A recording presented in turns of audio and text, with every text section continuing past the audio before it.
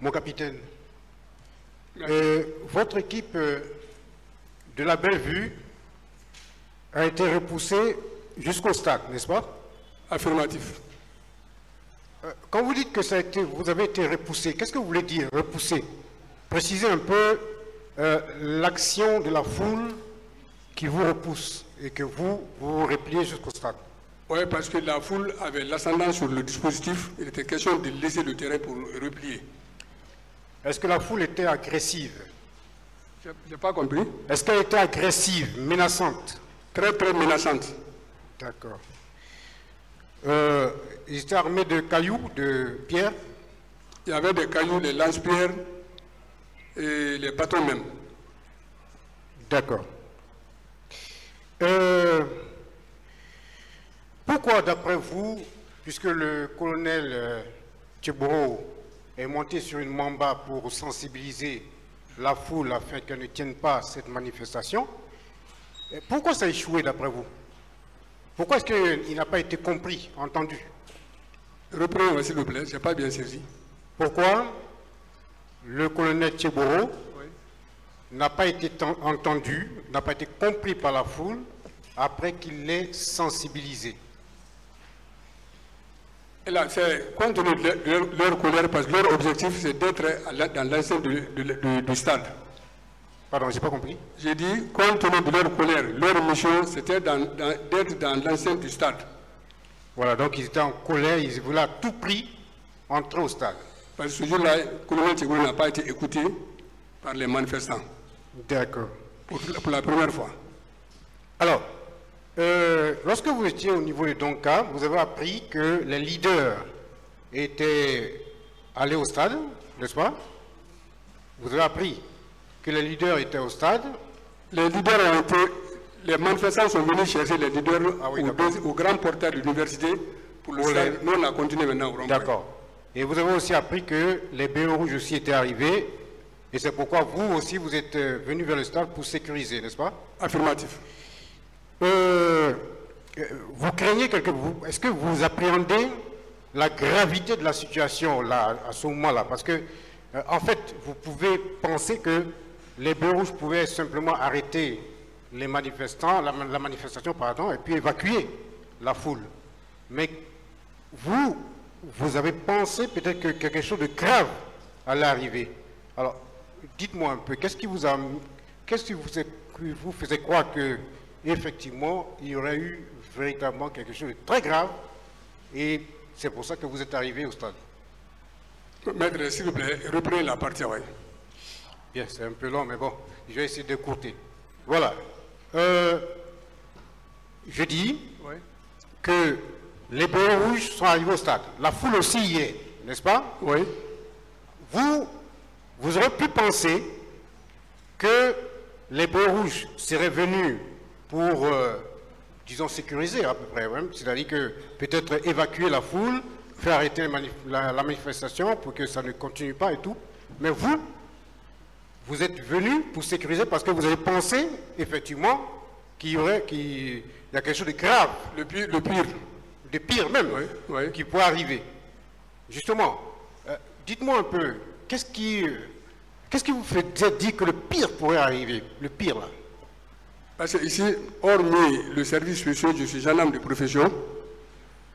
Dès qu'il y a manifestation, la police est le premier plan. La gendarmerie vient au second plan. Si ça ne tient pas, l'armée vient maintenant. Et si l'armée vient de cette manière, alors que les gendarmes de police sont sur le terrain, ce n'est pas le côté de services spéciaux que je vois, mais c'est que c'est la vie des personnes ou des manifestants que moi j'ai vus qui étaient en danger. Ok, vous avez donc estimé que, vu la foule qui était vraiment agressive et tout, et puis les ballons rouges en plus avec les armes, c'est ce qui vous a fait dire qu'effectivement, voilà. D'accord. Vous avez dit aussi, c'est ma dernière question, que les ballons rouges tiraient dans tous les sens. Ça, c'est dans à l'enquête préliminaire. Ils tiraient dans tous les sens. Oui, quand j'ai dit dans tous les sens, c'était des tirs de sommage, c'est-à-dire ça a tiré en l'air. Ce qui a traumatisé d'abord les manifestants. Le son de l'arme a paniqué les gens. Chacun sortait de sa manière. Merci. Sans contrôle.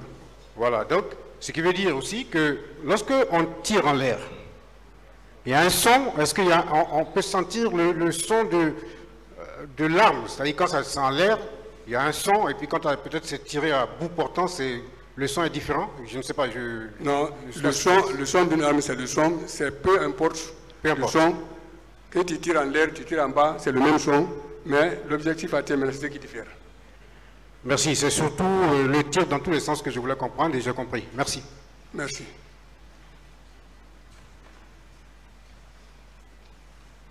Bien. Colonel. Maître. Monsieur Ibrahima Kalonzo a été arrêté parce que tout simplement il est mentionné dans votre procès verbal que vous avez dit qu'il était votre chef d'équipe. Moi je veux savoir, il était chef de service à l'antidrogue ou il était votre chef d'équipe ou chef d'une équipe qui devait se rendre au stade? Non seulement au moment en 2009, il n'y avait pas, l'antidrogue n'était pas structuré. C'est le colonel Thégourou, celui qui était le chef. Peut-être au point de vue grade, après lui, on peut dire que c'est le colonel Kalonzo parce qu'il est ancien. Mais en ce qui concerne du stade, j'ai dit que c'est le mot qui a été dit, ce n'est pas venu de moi. Bien. Vos propos contenus dans votre procès verbal et ceux tenus à la barre, le tribunal doit prendre quoi? Ce que j'ai dit à la barre. Ce que j'ai dit à la barre. Très bien. Bien.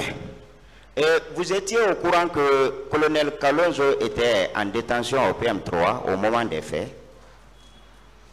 Au moment des faits, je ne me souviens pas. Ah, vous n'étiez pas au courant qu'il était en détention? Non, parce que je dis bien, en ce moment-là, moi, j'étais tout le temps en mission. S'il était en détention, je ne me souviens pas de ça. Ah, vous étiez en mission? Voilà, s'il était en mission avant ou pendant, je ne peux pas confirmer cela. Du 3 août 2009 au 6 novembre 2009, il était détenu au PM3. Ah, le colonel Thégourou, ou bien le chef du département est mieux placé pour justifier cela. Bien. Et vos différentes équipes, et leur rôle, c'était quoi réellement? Parce que tantôt, on dit que c'était, on parle de maintien d'ordre, tantôt on parle de patrouille. Et quel était votre rôle réel au stade? Le rôle réel, non seulement, on a commencé par la patrouille, et aussi sécuriser et sauvegarder les biens des personnes. Bien. Et est-ce que vous avez pris part à un rassemblement au cours duquel les consignes ont été données? Toutes les fois que nous sortons pour les patrouilles, il y a un rassemblement qui est donné et les consignes sont données par le coordinateur. Bien, pour les événements du 28 septembre, et quelles sont les consignes qui ont été données? C'était les mêmes consignes, de sécuriser les populations et leurs biens et interpeller toute personne qui arrive à vandaliser les boutiques ou autres là. Ok, bien. Et entre commandant Toumba et colonel Thégourou, qui a réellement sauvé les leaders? Parce qu'il y a eu des propos différents ici. Ce que moi j'ai vu, j'ai dit c'est colonel Thégourou, je l'ai vu avec paix à son âme, Jean-Marie Doré, et Elhadji Seydou Dalein, qui était porté sur le dos d'un de ses gardes-corps. Si Toumba l'a fait, je ne peux pas le confirmer parce que je ne l'ai pas vu. Bien, colonel Thégourou était là avec un véhicule? Avec un véhicule personnel? Non, c'est ça, c'est un véhicule de commandement qui était à la sortie. Qui n'était pas dans l'armée, qui était. Donc les leaders ont été embarqués dans ce véhicule de commandement? À vrai dire, je l'ai vu partir ces gens, je ne sais pas où il les a embarqués maintenant. Si c'est dans son véhicule, maintenant, mais dans le véhicule de la Croix-Rouge. Pourtant, colonel Ansouman Kamara avait dit ici qu'il a vu les leaders dans le véhicule de Toumba. Cela n'engage que lui, mais ce que moi j'ai vu, c'est ça. Bien. Les tirs ont commencé à quel moment? Bon, là, je ne me souviens pas de l'heure là maintenant, parce que là, il y avait trop de bagages, je ne me souviens plus maintenant. Ah, vous ne vous souvenez pas? Je ne me souviens plus maintenant de ça. Bien. Vous êtes là en qualité de témoin? Oui.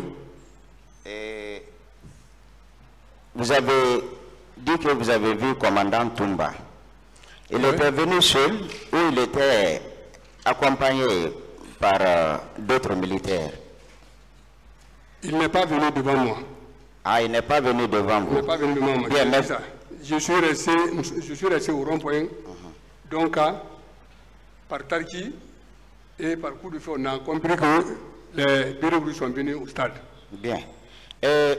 Colonel Ansman avait dit que dans les bandes de 13 heures, que colonel Tchegoro est venu vers lui en lui disant que le président n'était pas content d'eux. Vous étiez là? C'est trop fort pour moi. Moi, je suis loin d'être là-bas, je n'étais pas présent là-bas. Est-ce que ce n'est pas en ce moment-là que les militaires sont venus? Je ne sais pas. Ok. Merci.